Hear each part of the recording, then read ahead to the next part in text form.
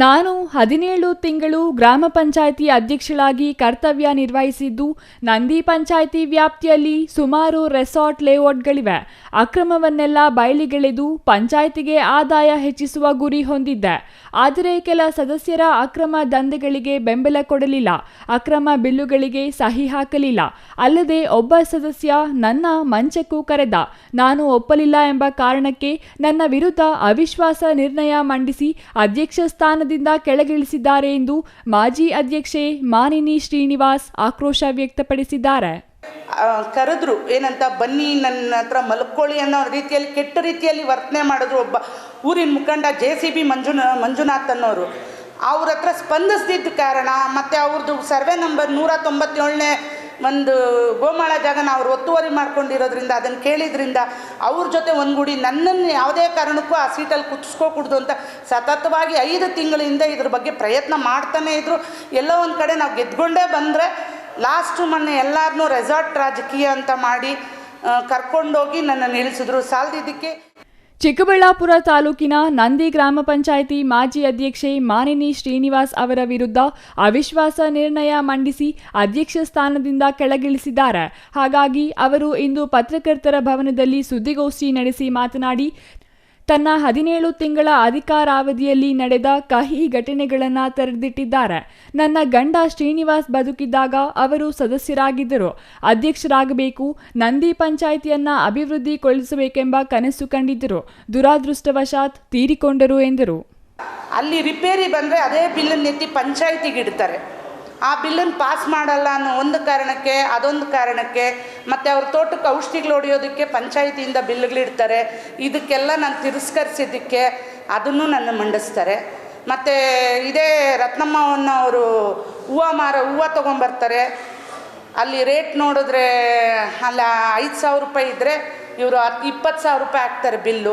ಇದನ್ನು ತಿರಸ್ಕಾರ ಮಾಡಿದ್ದಕ್ಕೆ, ಬೇಡ ನಾವು ಮಾರ್ಕೆಟಲ್ಲೇ ಹೋಗಿ ಡೈರೆಕ್ಟಾಗಿ ತರೋಣ ಅಂತ ಹೇಳಿದ್ದಕ್ಕೆ ಇದನ್ನು ಮಂಡಿಸ್ತಾರೆ. ನನ್ನ ಪ್ರತಿಯೊಬ್ಬ ಸದಸ್ಯರುಗಳು ಅದರಲ್ಲಿ ಒಂದು 4 ಜನ 5 ಜನ ತೊಂದರೆ ಮಾಡದಿರೋ ಇರೋರು ಬಿಟ್ಟರೆ ಪ್ರತಿಯೊಬ್ಬರು ನನಗೆ ಅಷ್ಟಿಷ್ಟು ಟಾರ್ಚರ್ ಕೊಟ್ಟಿದ್ದಲ್ಲ. ನಾನು ನನ್ನ ಆಸೆಪಟ್ಟು ರಾಜಕೀಯಕ್ಕೆ ಬಂದಿದ್ದೆ. ಕಾರಣ ಏನಂದರೆ ನನ್ನ ಹಸ್ಬೆಂಡ್ ಅವ್ರು ರಾಜಕೀಯಕ್ಕೆ ಇರಬೇಕು ಅನ್ನೋ ಆಸೆಗೋಸ್ಕರ ನಾನು ರಾಜಕೀಯಕ್ಕೆ ಬಂದಿದ್ದು. ಬಂದಿದ್ದ ನಂತರ ಅವ್ರು ತೀರ್ಕೊಂಡ್ಮೇಲೆ, ಅದಕ್ಕೆ ಮುಂಚೆನೇ ಬಂದಮೇಲೆ ಅವ್ರು ತೀರ್ಕೊಂಡ್ಮೇಲೆ ಅವ್ರು ಒಂದು ಮಾತು ಹೇಳಿದ್ರಿಂದ ನಾನು ಯಾವುದೇ ದುಡ್ಡಿನ ಆಮಿಷಕ್ಕಾಗಲಿ ಇನ್ನೊಂದು ಆಮಿಷಕ್ಕಾಗಲಿ ನಾನು ಬರಲಿಲ್ಲ ರಾಜಕೀಯಕ್ಕೆ. ನಂದಿ ಜನ ನನ್ನ ಪಂಚಾಯಿತಿ ಸದಸ್ಯೆಯನ್ನಾಗಿ ಆಯ್ಕೆ ಮಾಡಿದರೂ ಅದೃಷ್ಟಕ್ಕೆ ಅಧ್ಯಕ್ಷಳು ಆಗಿ ಅಧಿಕಾರ ವಹಿಸಿಕೊಂಡೆ. ನಂದಿ ಪಂಚಾಯಿತಿ ಒಂದು ಪ್ರವಾಸಿ ತಾಣ. ಇಲ್ಲಿ ನಡೆಯುವ ಅಕ್ರಮಗಳಿಗೆ ಕಡಿವಾಣ ಹಾಕಿ ಪಂಚಾಯಿತಿಗೆ ಉತ್ತಮ ಆದಾಯ ಬರುವಂತೆ ಮಾಡಬೇಕು. ಮಾದರಿ ಪಂಚಾಯಿತಿ ಮಾಡಬೇಕು ಎಂದು ಪಂಚಾಯಿತಿ ವ್ಯಾಪ್ತಿಯ ಅಕ್ರಮ ರೆಸಾರ್ಟ್ ಲೇಔಟ್ಗಳು, ಹೋಟೆಲ್ಗಳ ಲೈಸೆನ್ಸ್ ರದ್ದು ಮಾಡಿ ಲೀಗಲ್ ಮಾಡಬೇಕು. ಪಂಚಾಯಿತಿಗೆ ಆದಾಯ ಹೆಚ್ಚಿಸಬೇಕೆಂದು ಮುಂದುವರಿದೆ. ಆದರೆ ನನ್ನ ಜೊತೆ ಗೆದ್ದ ಕೆಲ ಸದಸ್ಯರು ಅಕ್ರಮ ಲೇಔಟ್ಗಳಿಗೆ ಬೆಂಬಲ ನೀಡಬೇಕು, ಅಕ್ರಮ ಲ್ಯಾಂಡ್ ಕನ್ವರ್ಷನ್ಗೆ ಒಪ್ಪಿಕೊಳ್ಳಬೇಕು ಎಂದು ಒತ್ತಾಯ ಹೇರಿದರು ಎಂದು ಆರೋಪಿಸಿದರು. ಅಂತವರ ಜೊತೆ ಉಪಾಧ್ಯಕ್ಷ ಮಲ್ಲಪ್ಪ ಸೇರಿ ಅಕ್ರಮ ಬಿಲ್ಲುಗಳಿಗೆ ಸಹಿ ಹಾಕುವಂತೆ ಒತ್ತಾಯಿಸಿದರು. ನಾನೊಬ್ಬ ಹೆಣ್ಣಾಗಿ ಎಲ್ಲವನ್ನೂ ದಿಟ್ಟತನದಿಂದ ನಿರಾಕರಿಸಿದೆ. ಪ್ರಣವ್ ಹೋಟೆಲ್ ಮಾಲೀಕ ಮುರಳಿ, ನಳಿನ ರಮೇಶ್, ಮಂಜುನಾಥ್ ಇಂತಹ ಕೆಲಸಗಳಿಗೆ ಹೆಚ್ಚು ಕಿರುಕುಳ ನೀಡಿದರು. JCB ಮಂಜುನಾಥ್ ನನ್ನ ಜೊತೆ ಮಲಗಿದರೆ ನಿನಗೆ ಬೆಂಬಲಿಸುತ್ತೇನೆ ಎಂದು ಮಂಚಕ್ಕೆ ಕರೆದಿದ್ದಾರೆ ಎಂದು ನೇರವಾಗಿ ಆರೋಪಿಸಿದರು. ಈ ಎಲ್ಲ ಅಕ್ರಮ ನ್ಯಾಯಗಳನ್ನು ಎದುರಿಸಿದ ನನ್ನ ಮತ್ತು ನನ್ನ ಕುಟುಂಬದ ವಿರುದ್ಧ ಪೊಲೀಸರು ದೂರು ನೀಡಿ ಸುಳ್ಳು ಕೇಸು ಹಾಕುವ ಕೆಲಸ ಮಾಡಿದ್ದಾರೆ ಎಂದರು. ಜಾತಿ ನಿಂದನೆ ಕೇಸು ದಾಖಲಿಸಿದ್ದಾರೆ. ಏನೇ ಮಾಡಿದರೂ ಈ ಮಾನಿನಿ ನಿಮ್ಮ ಮಾತು ಕೇಳೋದಿಲ್ಲ ಎಂದು ಅವಿಶ್ವಾಸ ನಿರ್ಣಯ ಮಂಡಿಸಿ ನನ್ನ ಅಧಿಕಾರ ಕಸಿದುಕೊಂಡಿದ್ದಾರೆ. ನನ್ನಂತೆ ಕ್ಷೇತ್ರದಲ್ಲಿ ಇನ್ನೂ ಎಷ್ಟೋ ಪಂಚಾಯಿತಿಗಳಲ್ಲಿ ಹೆಣ್ಣು ಮಕ್ಕಳು ಅಧ್ಯಕ್ಷರಾಗಿ ಸದಸ್ಯರಾಗಿ ಆಯ್ಕೆಯಾಗಿದ್ದು ಕೆಲಸ ಮಾಡುತ್ತಿರಬಹುದು.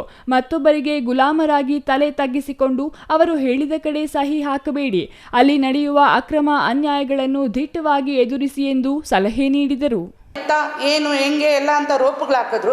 ನಾನು ಯಾವುದಕ್ಕೂ ಬಗ್ಲಿಲ್ಲ. ಆಯಿತು, ನೀವು FIR ಅಲ್ಲಿದ್ರೆ ಏನಾದರೂ ಹಾಕ್ಕೊಳ್ಳಿ, ನಾನು ಏನಿದ್ರೆ ಅದನ್ನೇ ಮಾತಾಡೋದು ಸ್ಟ್ರೈಟ್ ಫಾರ್ವರ್ಡಲ್ಲಿ, ನೀವೇನಾದರೂ ಬಗ್ಗಲ್ಲ ಅಂತ ಹೇಳಿದ್ದಕ್ಕೆ ಮತ್ತೆ FIR ಬುಕ್ ಮಾಡಿದ್ರು. ಜಾತಿ ನಿಂದನೆ ಮಾಡಿದ್ದಾರೆ ಅಂತ ಸುಳ್ಳು ಹೇಳಿದ್ರು. ಇವಾಗೂ ನಮ್ಮ ಮನೆಯಲ್ಲಿ ಯಾವುದೇ ಜಾತಿ ರಾಜಕಾರಣಗಳು ಆಗಲಿ ಇನ್ನೊಂದಾಗಲಿ ನಾವು ಮಾಡಲ್ಲ, ನಮಗೆ ಬೇಕು ಇಲ್ಲ. ನಮ್ಮ ಮನೆಯಲ್ಲಿ ಎಲ್ಲ ಜಾತಿಗಳೂ ಬರ್ತಾರೆ, ಎಲ್ಲ ಇದಿರ್ತಾರೆ. ಕ್ಯಾಸ್ಟಿಸಮ್ ನಾನು ಇವತ್ತಿಗೂ ನಾನು ಯಾವುದೇ ಸಂದರ್ಭದಲ್ಲೂ ನಾವು ಮಾಡಿಲ್ಲ. ಅದನ್ನೊಂದು ಇಟ್ಕೊಂಡು ಪ್ರೆಷರ್ ಹಾಕಿದ್ರು. ಸಾಲದು ಇದಕ್ಕೆ ಮಕ್ಕಳ ಮೇಲೆ ಟಾರ್ಗೆಟ್ ಇಡೋದು, ನನ್ನ ಮಕ್ಕಳ ಮೇಲೆ ಒಂದೊಂದು ಇದರಲ್ಲೂ ನನಗೆ ಟಾರ್ಗೆಟಿಗೆ ಅಷ್ಟಿಷ್ಟು ಟಾರ್ಚರ್ ಕೊಡ್ತಾಯಿಲ್ಲ. ಇದೊಂದು ಎಲ್ಲನೂ ತೀರ್ಮಾನ ತೊಗೊಂಡು ಮತ್ತು ನನ್ನ ರೆಕಾರ್ಡ್ಗಳು ಕೊಡ್ತೀನಿ, ಅವ್ರ ವಾಯ್ಸ್ ರೆಕಾರ್ಡು.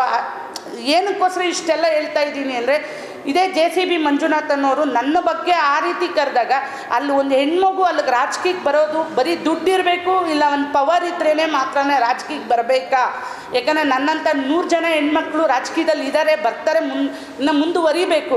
ಇಷ್ಟು ಸ್ಟ್ರಾಂಗಾಗಿ ಮಾತಾಡಲಿ ಅಂತ ನಾನು ಯಾವುದೇ ಭಯ ಬೀಳ್ದಿರ ಮಾತಾಡಬೇಕು ಅನ್ನೋದಕ್ಕೆ ಧೈರ್ಯವಾಗಿ ಇಂಥ 100 ಜನ ಹೆಣ್ಮಕ್ಳು ಬಂದಾಗ ಅವ್ರಿಗೆ ಯಾವುದೇ ಈ ರೀತಿ ಒಂದು ತೊಂದರೆಗಳು ಕೊಡಬಾರ್ದು ಅನ್ನೋ ಒಂದು ಕಾರಣಕ್ಕೆ ನಾನು ನಿಮ್ಮೆಲ್ಲರ ಸಹಕಾರಗಳಿಂದ ಈ ಒಂದು ಪ್ರೆಸ್ ಮೀಟನ್ನು ಕರೆದು ನಾನು ಹೇಳ್ತಾ ಇದ್ದೀನಿ.